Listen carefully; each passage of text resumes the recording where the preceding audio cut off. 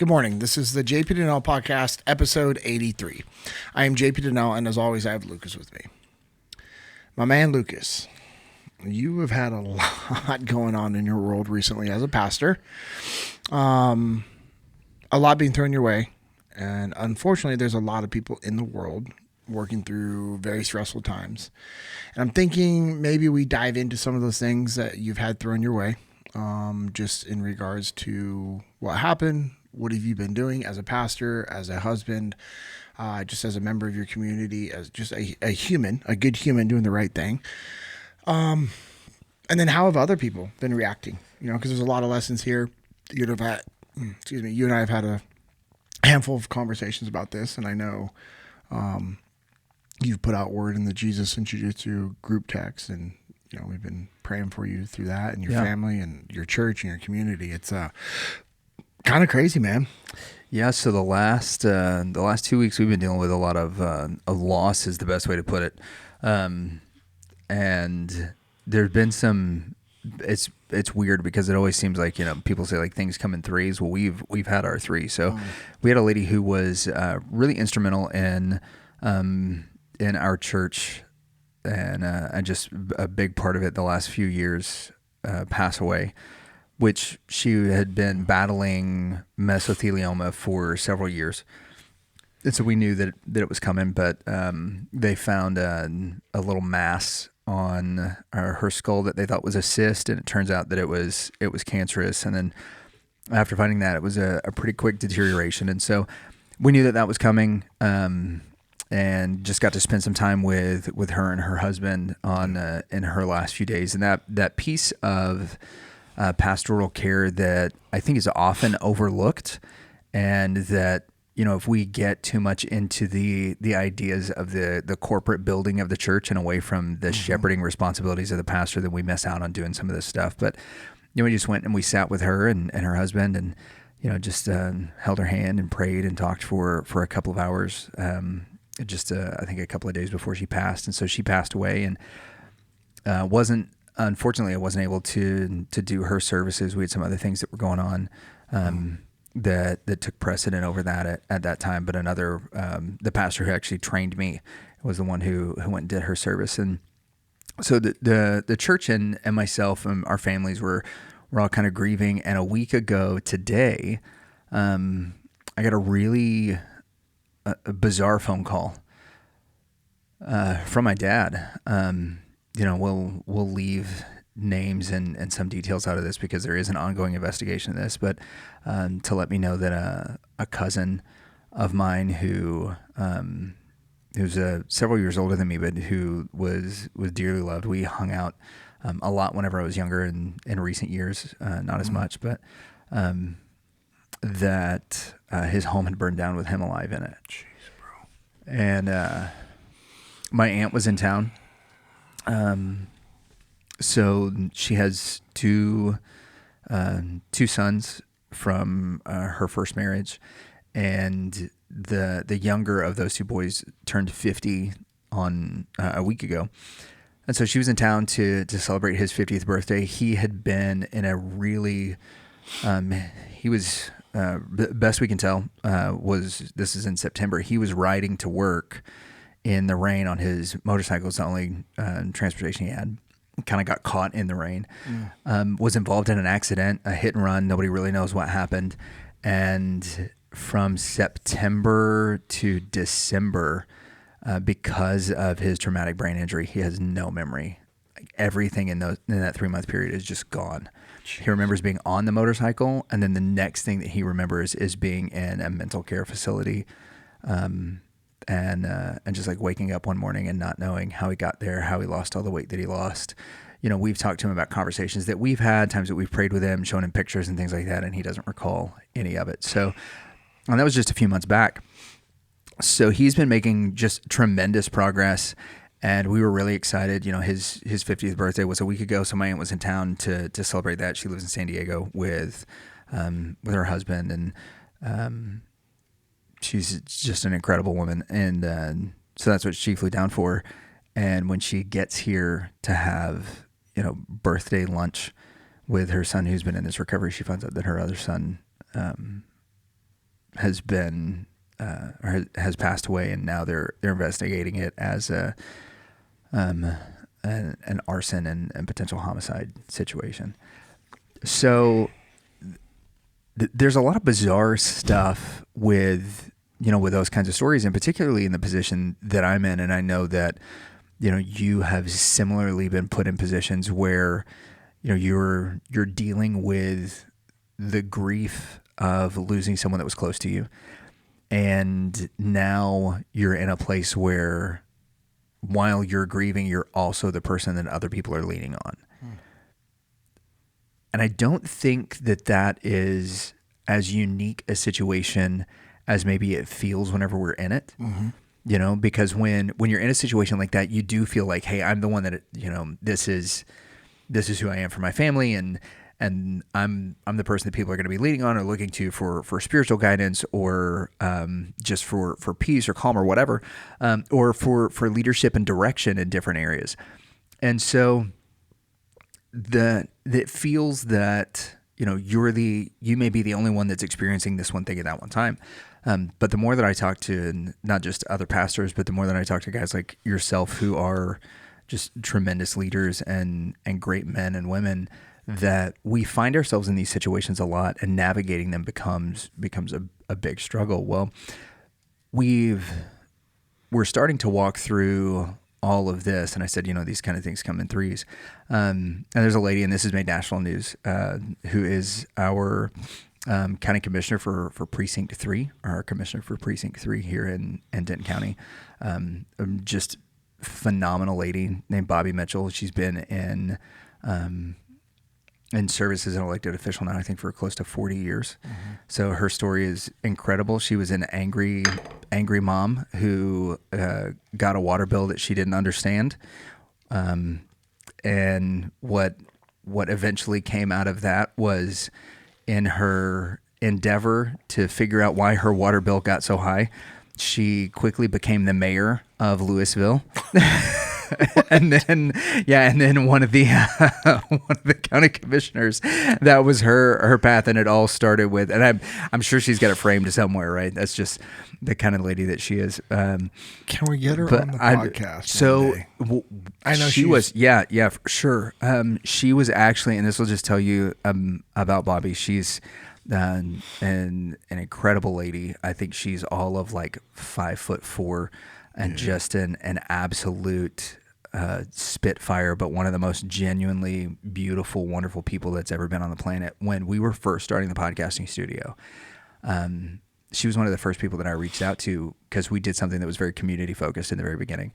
And I asked her if she would come and talk about it, because at the time, we're in 2020, and there's a lot happening in our county with the removal of monuments and those kinds of things. And Bobby is, she's, and I want to say, I don't want to quote her age because that'll get me in a lot of trouble, but I'll put it this way. So when we were talking, give us a decade window. Yeah, decade window. Is she in her 60s? She's probably close to early 70s. Oh, okay, cool. Yeah. So Bobby, when we were talking, we were talking around, these things, and she's an African-American lady, and Bobby was telling us, she would not like that I said African-American. She's black. Right. Okay. And that's one of, that's one of Bobby's things. Right. But, it's not true. Right. So she was talking about how, like, she remembers when there were separate water fountains. She remembers being bused across to other schools and those kinds of things. So, like, she has all the memory of all of these things. And she was like, when it comes to it, I see how far we've come, and just being able to have a candid conversation about those things that are so polarizing, and just to sit across the table from someone who experienced so much throughout their life, and not only, her upbringing, but then like raising a family through all of that, and then rising to the level that she has within, just within the political ranks, has just been incredible. And this past year, Governor Abbott appointed her to help with some of our first responder committees and things like that. So she's helping with 911 services and all that stuff on the state level, and just this incredible woman. And news came down early Monday that there had been an issue in their home. Their grandson, who had been dealing with some things that had to do with his time in service, at about 5 o'clock in the morning, that he stabbed both his grandmother and his grandfather.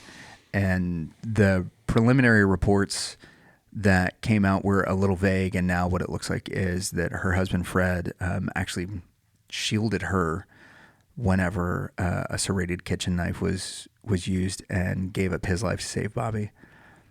So he succumbed to his wounds pretty early, and Bobby had several stab wounds, one in particular in her upper abdomen that nicked her heart. And so she went in and they got her to the hospital. She had emergency surgery, and it looks like she's going to make a full recovery. Matter of fact, we were at a prayer breakfast this morning, and yesterday they pulled her out of anesthesia and everything. She was waking up and she was a little bit more lucid.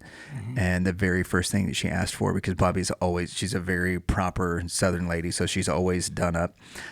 So even in the hospital bed, the very first thing she asked for was her lipstick, because she knew she was going to have visitors. So that was her thing. Oh man. Yeah. So she was like, "Where's my lipstick?" And I know people are going to come in here and want to see me, so I got to put my face on. So, but just a tremendous lady. And again, it's this weird thing that even in this moment, where that's somebody who has been really instrumental in helping our community, very instrumental in helping our church and in my development personally.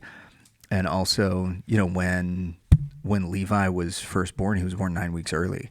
And I just remember, Bobby pulled me aside at an event and just said a prayer over our family. And was constantly sending messages to check on Levi. And that's, I'm the pastor of a relatively small church in comparison to others in our area, in a county where she represents hundreds of churches and tens of thousands, like a couple 100,000 people.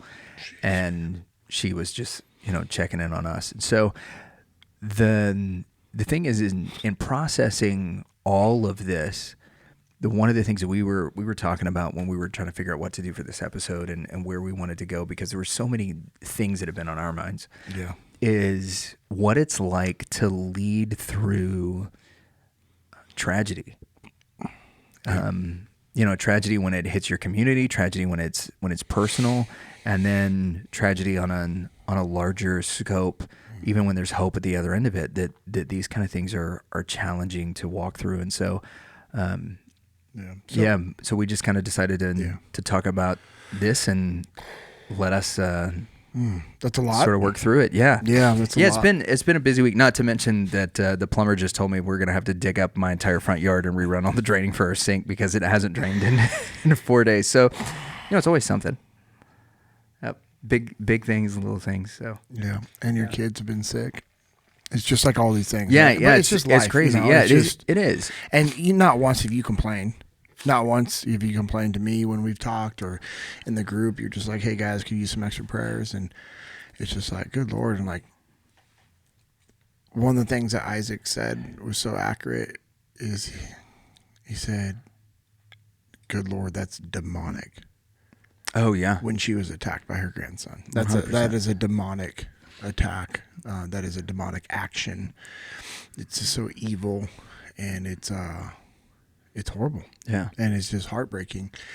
And you and I, we've talked about this before, and one of the things when I was working through some stuff, and I was talking with Pastor Chris Lerma, he's our McKinney pastor for Milestone, so the McKinney location. Yeah. He went on the hiking trip with you guys. Yeah. Yep. Yeah. One of the two mountain goats that you went out there. Yes. out there with. Absolutely. Yeah. Him and Tyron are just studs, and like, anyways, him and I were talking about some stuff, and I was working through some stuff and helping other people work through some stuff. And,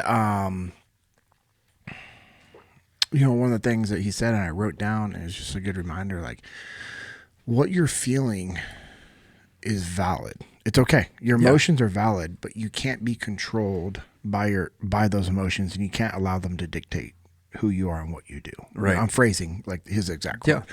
But for me, it's just the premise of like, okay, hey, what you're feeling right now, like it's valid. It's okay to feel that way. Yeah. It's like, okay, whatever it is that you're feeling, whatever it is that all these other people are feeling, like your aunt, like holy cow. Yeah. Like that's unreal. She's coming to take care of her, lack of better terms, disabled son.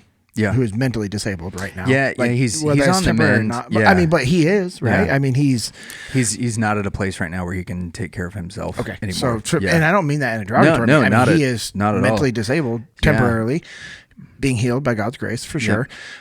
But she's coming out to spend his 50th, and then her other son gets burned alive.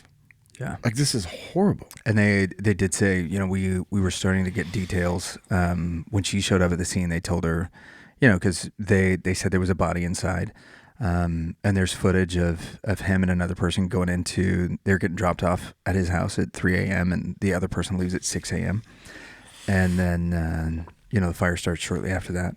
And it shows that the way his remains were positioned led the fire marshal and the crime and scene investigators to believe that he was trying to get out of the house. So there's that added wrinkle to it that is just another like painful piece. And the next bit was that, she was like, well, can we see him so that I can identify him for sure? No. And they said that you wouldn't be able to recognize him with visual identification. So whatever that is, right? And then, to your point about, her other son, while like he certainly is on the mend, and the improvements that he's made over the last, 9-10 months, however long it's been, have been incredible.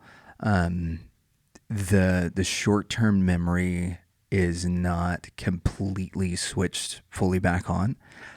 And so, and my aunt has just been this picture of strength throughout all of this. Because for her younger son, it's almost like the ink doesn't dry on the page until he sleeps. So if we were to have a conversation with him, in a couple of hours he couldn't tell you that he had a conversation with us. But tomorrow he could tell you everything about our conversation. So it's like everything, and that's why I kind of phrase it that way. That like the ink's not drying on the page until the next day. Mm-hmm. They're like once he sleeps, that it's all there. He can tell you nearly everything that happened, give you almost a word for word of like what your conversations and things were, just like he could have, a year ago. Yeah, because he's brilliant, right? Right. Oh, unbelievable. Both of her boys were just unbelievably smart, and so there's that aspect to it, that element to it, that like that he has the information, but you also know that it's not going to set in until tomorrow. And so when he's asking questions like, where's my brother at my 50th birthday lunch?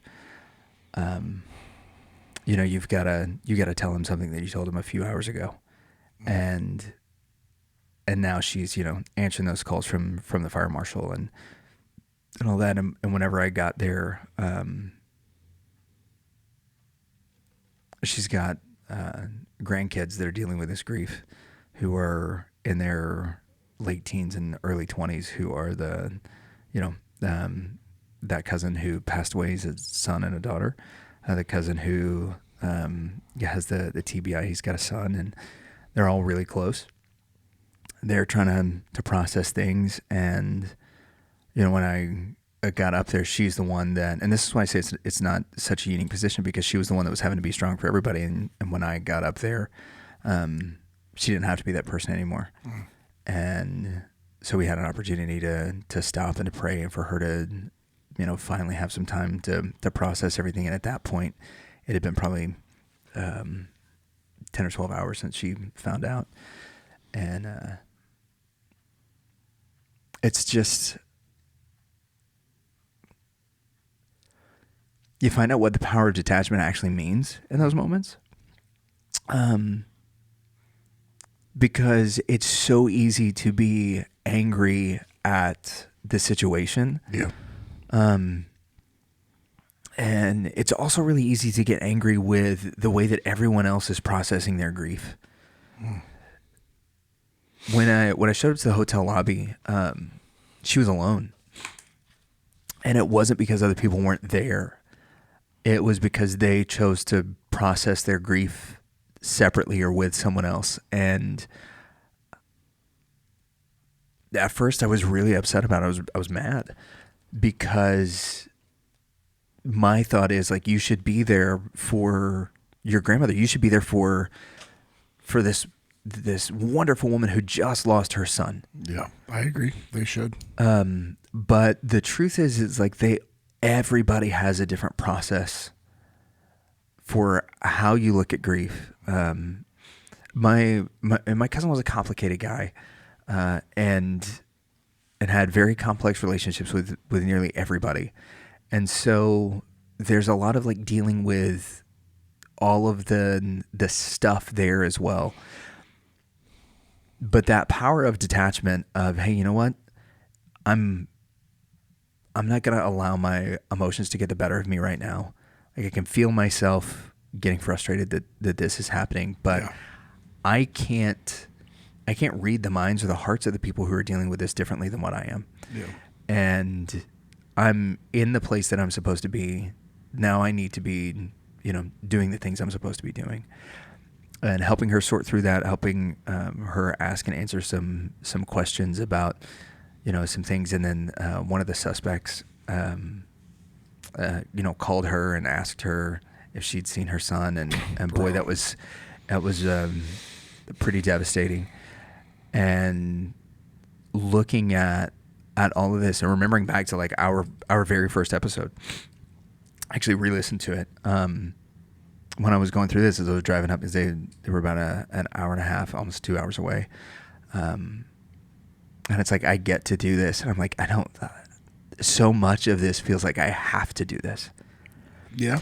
But the truth is that I do get to that when we are in positions where people are leaning on us for emotional support, for mental support, for whatever, it is a privilege to get to be that person in the life of somebody else. And remembering that, like, you get to be the person that somebody else leans on. You get to be the person who is strong. You get to be the person that they are looking to for guidance, and remembering that that's a privilege and a responsibility instead of a burden and another task. Detaching and remembering those things, like getting to put that stuff into practice in real time was pretty powerful. And so, I know you've been in situations that are similar, where you have the tragic and unexpected loss of somebody that's close to you and very meaningful, to the people that are around you. Like what things did you do to allow yourself, one, to grieve, but also to make yourself appropriately available, I'll put it that way, appropriately available for others to lean on?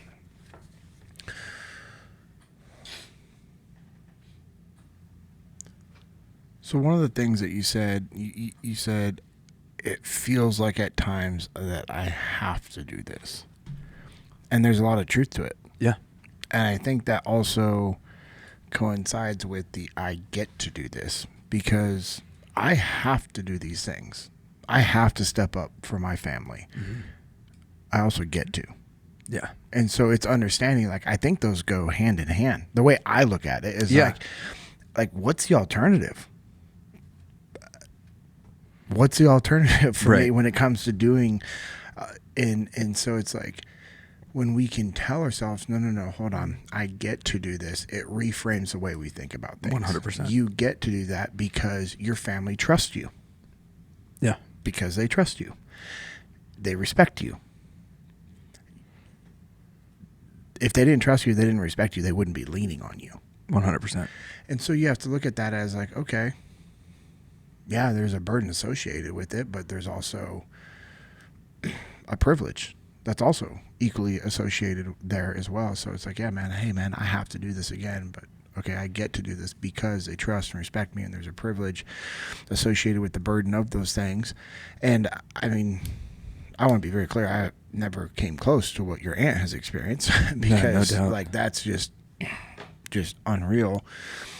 But I think when we're in these situations where where we feel like we're carrying that burden, we just have to ask ourselves, like, what's the intention behind us carrying it? Mm. And your intention is to serve your family, to serve your community, you know, what you're doing to your aunt and your cousins and all the other family members. And then you're also doing with the sweet lady's family and the community.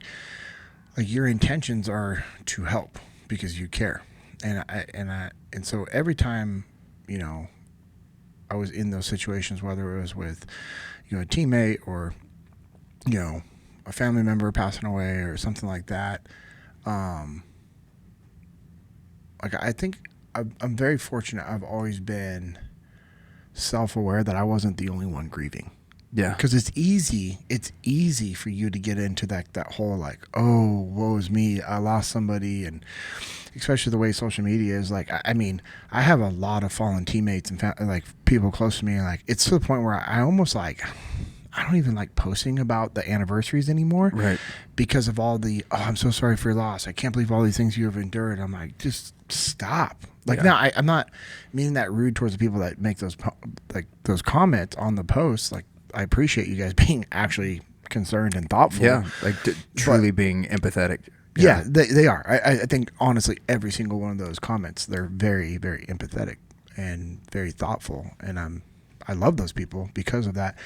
But I almost, like, just don't even make most of those posts anymore like I used to. Like, I used to be very, very long, drawn out, thoughtful, like, posts about the person and their memories and all these things. And I'm like, I don't want it to ever be perceived that I'm the only one that's grieving, because that's not true. And I've always been very self-aware of that. So I think awareness of that helps your posture and your intentions. For sure. And then I think if you have the mindset of, like, hey, I'm doing this to help take care of people, then that helps you endure it harder, like longer and harder, like, than most people would be able to, Right. you know? And then you also have to understand, like, it's okay for you to take a break. Yeah. It's okay for you to grieve. It's okay for you to cry. It's okay for you to be angry. Like, and some of the anger feelings that you have, like, that's righteous anger. There's nothing wrong with that. It's okay, you know, but we can't dwell on that. And so I think that's the big thing, is, like, not dwelling on the anger and rage and the sadness and the loneliness and the depression. It's understanding that feeling those things are normal and you have to go through the cycle. But what I have found is the more I, like, talk about these people and or find ways to help the people around them, it helps me. Yeah. That's how I process through 100%. stuff. You know, I get this question probably once a week when I'm traveling and speaking. And it's, how do you deal with all of this? And the response that I give every single time is, when I get to share their stories and the lessons we learned, it makes it doable. Yeah. Because I just like talking, it's therapeutic. It's a therapeutic thing. Like, what do you do when you go to a counselor? You talk to them. Yeah. You tell them what you're feeling. Well, guess what? When I talk about Ramadi, I tell people what I was feeling. I tell people what I was feeling when I share stories and all these lessons. I just frame it differently so that there's takeaways for them. And for me, like, that's a form of therapy. Like, I don't even think I've told you this yet. And so this is first time, but I got a call from a buddy that I served with in the teams, like the other weekend. And,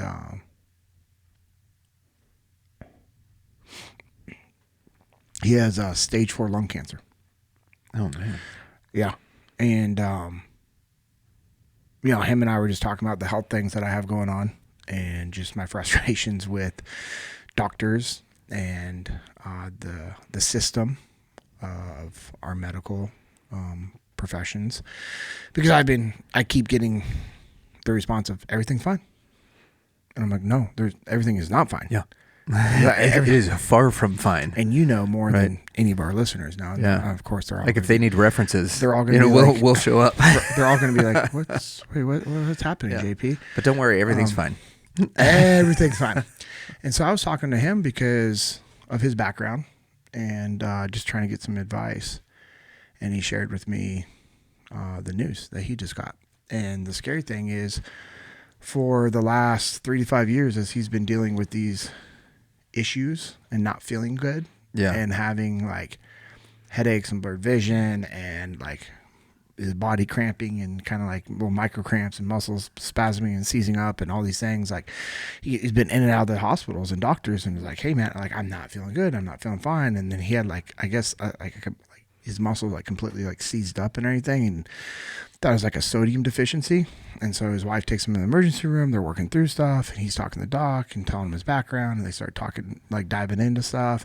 And the doc's like, hey, I'm gonna do this special test. Like, so they do this test and found it. Good grief. Stage 4 cancer. And he's probably been dealing with that for the last 3 to 5, maybe 7 years. Unknowing. Everything's fine. Those have been the responses he's gotten. Yeah. And the only reason why I share that is like I'm just like processing all these things that he's sharing with me. And I mean, this is a guy I've done life with. Yeah. I mean, every training trip, every deployment, everything. And it's just frustrating that he wasn't getting the intentional care that he needed. And I want to be very clear, I'm not talking bad about doctors at all. There can be frustration with any and every profession. My sister's a doctor. Yeah. You know what I mean? Like, pretty good one. Yeah. She's pretty squared away. Top of her class for everything. Yeah. Got her number 1 pick for all 5 years for residency, if that tells you anything. Yeah. It's impressive, man. I know. So definitely not talking about on doctors, but it's okay to be frustrated with doctors that don't care. Oh, for sure. And that's what I'm thankful that I have my sister who's a doctor, because she cares. Yeah. And she listens to people. And doctors need to be doctors where they listen and process and problem solve, not like order takers. You know? And so anyway, so I share all that because I was just sitting there and I was just, what did I do? I listened. I just listened. Mm-hmm. And I just asked him questions. Like, what do you need help with? Knowing that he's going to say, nothing. Everything's okay. Yeah. And then it's like, hey, what do you need help with? Hey, and I just started like, hey, do you have this? Do you have this? Do you have this? Okay, hey, you're moving. Okay, cool. Why are you moving? Yeah. What's your new address so I can send you cookies? Oh, yeah. Right. That's it, baby. Are the best. But he's having to move from one state to another state to get from one climate to another climate so that it's easier on his body. Yeah. And they have better medical care in this other state. And I'm trying to be as vague as I can because he doesn't, want people knowing, which, hey. Yeah. Okay. And that was, I was frustrated with them. I'm like, hey, bro, if you knew I was going through this stuff, would you not tell anybody? Or what would you be doing to help me? He goes, well, and I'm like, no, don't give me that bullshit, Yeah. And so I kind of got onto him a little bit, but then I also was like, okay, if you say things are in place that you need help, because he got with the foundation, actually 2 different foundations have stepped in to help. Cool. Help him with the move, help him with treatments, help him with, all these things. And Amanda and I are trying to figure out, not next week we're at the muster, but maybe the next week flying out to help him and his wife pack things up, and just because he's real weak and can't, but and so the reason why I share that story with you is like, because okay, cool. Recently, like, this is what's going on. I'm dealing with my stuff, and now, just trying to like help him, and and he even was like, hey, bro, I don't want you coming out. I don't want you helping. You got to focus on you. You got to get healthy. I'm like, bro, coming out and helping you pack is not taken away from my stuff. Like, my stuff's not a big deal. Yeah. My stuff is not a big deal at all. Minor inconvenience that we're working through, but mine is like, and I was like, shut up. Right. And so we were like just kind of going back and forth, and the way that I just carried that, it was just like asking questions, letting him talk, telling some jokes, sharing some old memories. I'm like, hey, do you remember when we did this to this person? He's like, oh my gosh, I haven't thought. I'm like, yeah. And we were just like going back and forth, just having like hilarious conversations. And that helped him. Yeah. And he texted me later. He's like, bro, I haven't laughed like that in I don't know how long. Yeah. And it was just awesome, and I sent him something and he goes, I don't have social media. No exceptions. I was like, man, I didn't realize you turned into such an old piece of shit. I was just like teasing him. And so what I did is I played the video and screen recorded it and sent it to him. He goes, bro, that is hilarious. Mm-hmm. And I was like, see, that's why you should have social media. Yeah, you should get an Instagram and an alias. Dude, he got so pissed when I just suggested it. So just you find what in the reason why I'm sharing this portion of the story is like I was genuinely, Lucas, trying to find ways just to have fun with him. Yeah. Because that's what people need. 100%. And I told him I'd be praying for him. And, it was cool for me to share a little bit more of my faith with him. I'm like, hey, where I stand with these things. And I'm like, hey, bud. And so it just opened the door to talk about these things a little bit. And, salvation and eternity and, peace and everything. Because he was like, bro, are you like not stressed out about your stuff? I'm like, zero. Yeah. I'm like, I'm frustrated. But I told him, I was like, I have salvation and eternity, and my things aren't big. So I want to be very clear for whoever's listening. Like, this is, I don't stress. Yeah, this is not a stressful thing. But I told him, like, because I have those things, it doesn't matter what comes my way. Because one, I know, and I told him this, I said, I serve the ultimate physician. He is the ultimate healer, and everything is in his hands. And I said, hey, you remember when we went to Ramadi, how we weren't concerned about what was going to happen because we had made our peace? And he goes, yeah. And I said, it's the same thing. I live my day. I live my life like that every single day. Yeah. If it's my time, it's my time. I just hope it's doing something epic. Yeah. And I always add that in as like a little joke. And, but that's just the way I look at it. And it was cool for him to like hear and receive that. Mm-hmm. And I just planted the seed. That was it. Yeah, there you go. And so I think as we think about what's going on with that guy and with your aunt and this beautiful lady who has helped your community so much. Yeah, Bobby Mitchell, she's a rock star, man. Yeah, I think when we're in positions where things like that have happened to people close to us, one, it's okay to feel whatever emotions you're feeling. Mm-hmm. Just don't let them control you in a negative way. Yeah. Now, your emotions are going to drive you. Yeah. But you determine which way they drive you. Yeah. That you get to determine the direction and your actions. And so one, okay, you're frustrated. It's okay. You're mad. Okay. You're angry. Cool. Like, what are you going to do next? I guess that's the biggest thing is like, hey, what are you going to do next? What can you do? Like, if you're in the position to, sometimes like people, like the best thing that they can do, they don't know anything else to do, is like, hey, can I help you out financially? Like, you know what I mean? Like, there are people that are like, hey, I can donate to this charity, or hey, I can help raise funds, or hey, I can organize this, or you have people like my wife who, like, when she knows people are going through stuff, she's like instantly started cooking. And I'm like, she made us dinner that we were never able to schedule to get. but that's her. Yeah, that's like, it. Yeah. Oh, 100%. Lucas and Kirsten is going through some stuff. I'm going to start cooking. And I'm like, what is happening? Like, that's it. Okay, cool. But that's her gift. That's how they do it in the SIP, baby. Oh, that's the Southern Bells, you know what I mean? 100%, like, yeah. But that's my wife's heart, and that's her gift also is, and so I guess when you recognize what your giftings are to help people, then that's where you focus on. If you're a good communicator, go sit and talk. Yeah. If you're a problem solver, go sit and talk and then start helping solve problems. Yep. If you're good at serving and making food and comforting people, like, cool, go do those things. Yep.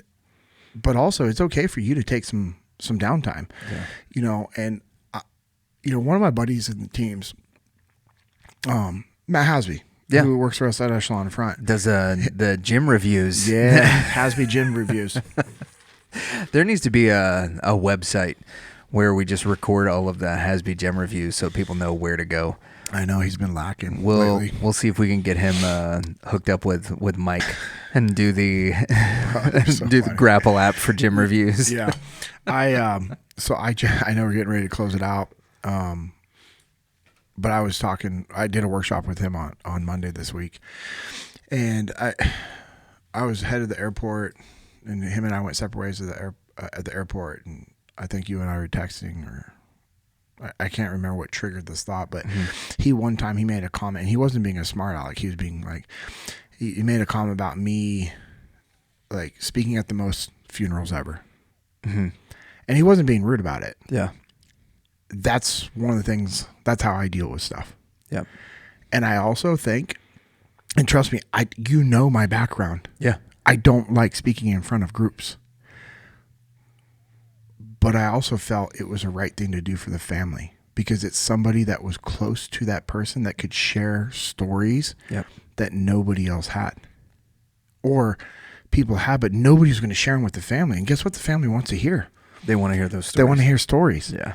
And so as much as I never wanted to do that, I did it every single time I had the opportunity. Yeah. Every single time I had the opportunity, I would do that, because it wasn't about what I wanted to do. It was about what I needed to do to help that family during that time. Yeah.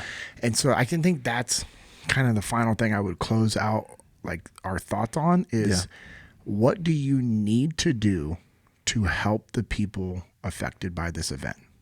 Yep. And then do it.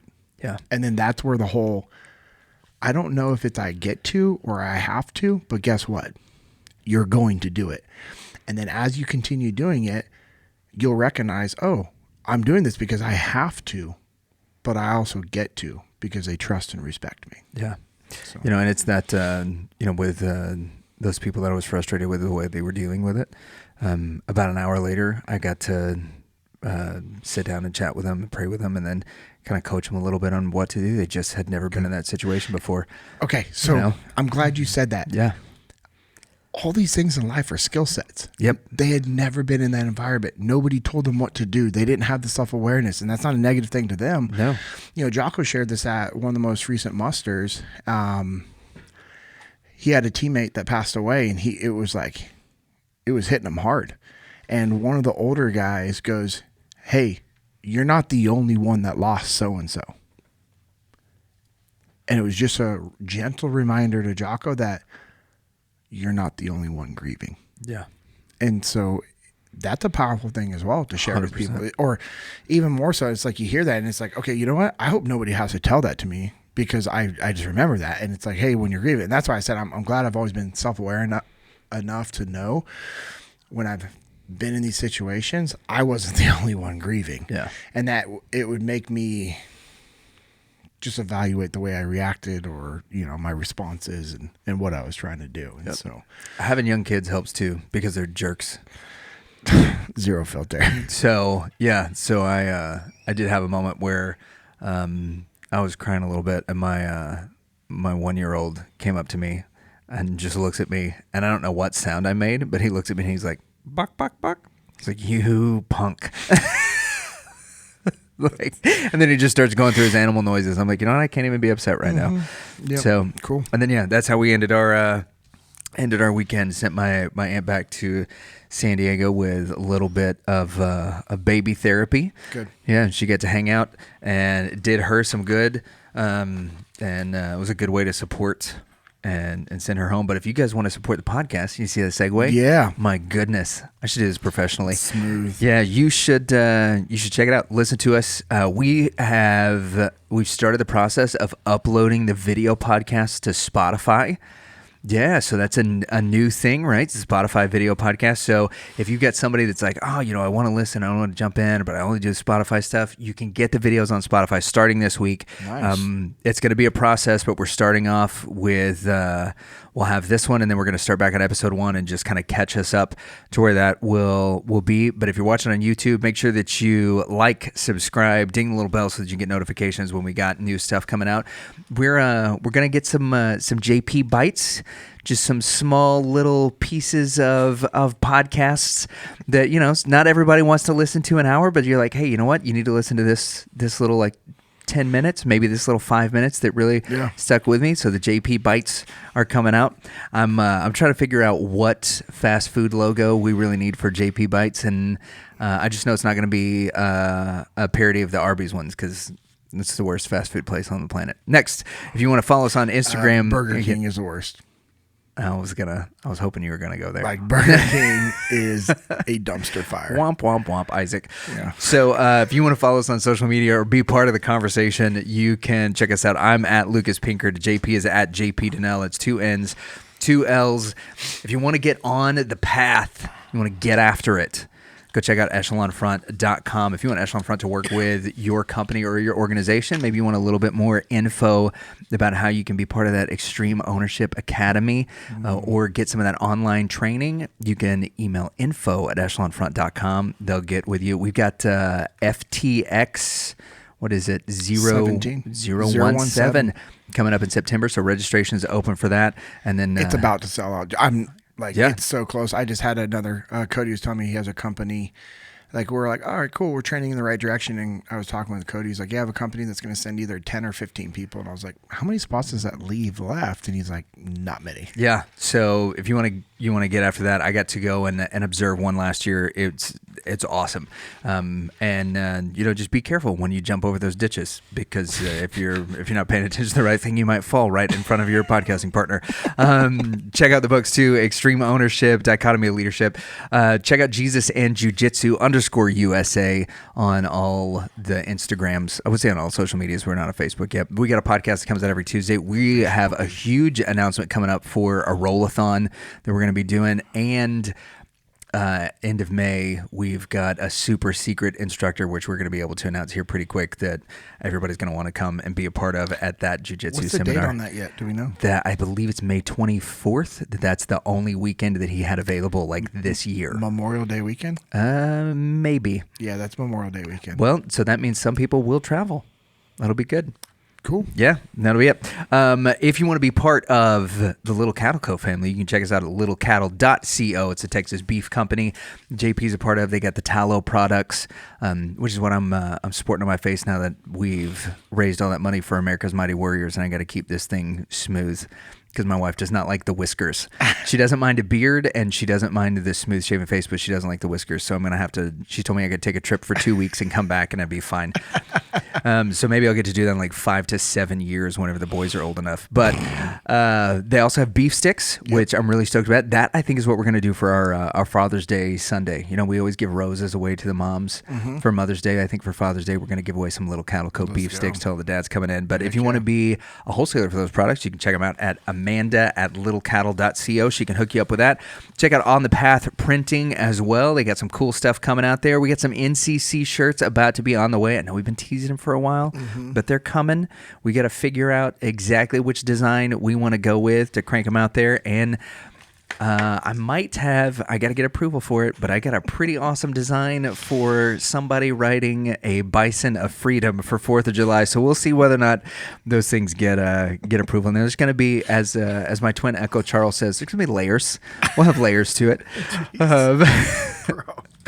Then Bruiser Arms is, man, if you like what you've been hearing at Echelon Front, you want to look at some of the skill sets the guys like JP, Jocko, and Leif had. They got a company called Bruiser Arms where they do specialized training as well as putting together custom gear packages for you. They get some partnerships with the guys over at Half Face Blades to do some amazing stuff. And is it Vortex? Vortex, yeah. Optics that's got some cool stuff. And finally, to the folks over at Origin and Jocko Fuel. First, I want to say thanks to the Jocko Fuel people for the krill oil. That has been tremendous for Kirsten. Finally, convinced her, you got to try the krill oil. You got to do it. She's had, since the last pregnancy, lower back stuff, shoulder and neck stuff. Yeah. And she went to the chiropractor. The chiropractor was like, hey, you're feeling a lot better. What are you doing? She's like, my husband got me on krill oil. And he was like, is it the Jocko krill oil? I was like, yep. He's like, 2 every day. Been doing it for a couple of years. That's what keeps me from snapping in half as a chiropractor. So make sure the krill oil, can't recommend that highly enough. Obviously the creatine, all of that stuff. And check out the Origin USA website, because they've got a new gi coming out.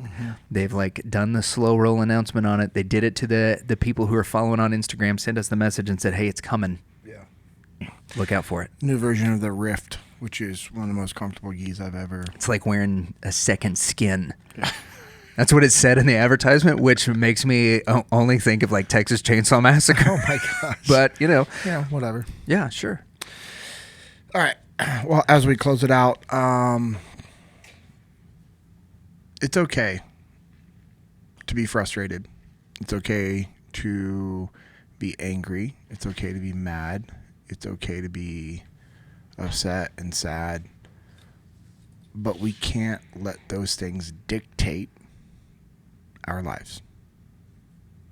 Work through it. Process it. Ask for help. But don't let it dictate who you are and what you do.